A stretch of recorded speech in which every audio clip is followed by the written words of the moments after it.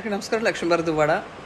ఆంధ్రప్రదేశ్ ప్రజలకి ఒక నేపాల్లా బ్రూటల్గా ఎదిరించే తత్వం లేకపోయినా డీసెంట్గా పనిష్ చేసే తత్వం ఆంధ్రప్రదేశ్ ప్రజలకి ఎప్పుడూ ఉంది.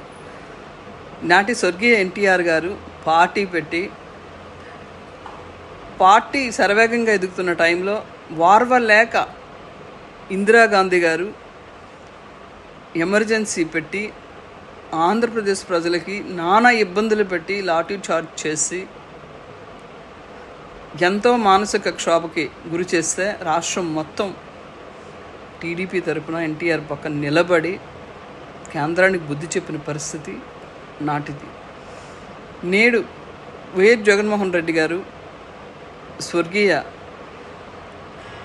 వైఎస్ రాజశేఖర రెడ్డి గారు తనయుడు అని చెప్పి 151 సీట్లు ఇచ్చిన తర్వాత ఇచ్చిన బాధ్యతని మర్చిపోయి డెమోక్రటిక్ విలువలకు కట్టుబడకుండా ప్రజల్ని మభ్యపెట్టి మోసం చేసేదానికి చంప చెల్లు అనిపించి రిజల్ట్ ఇచ్చిన పరిస్థితి నేడు చూసాం.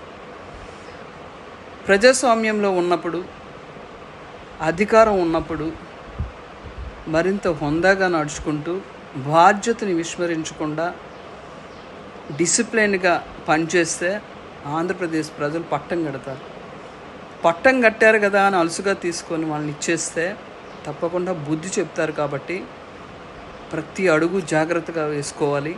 ప్రతి మాట ఆచితూచి మాట్లాడాలి. అప్పుడే డెమోక్రటిక్ విలువలకు, ప్రజాస్వామ్యానికి, ప్రజలకు కట్టుబడినట్టు అర్థం.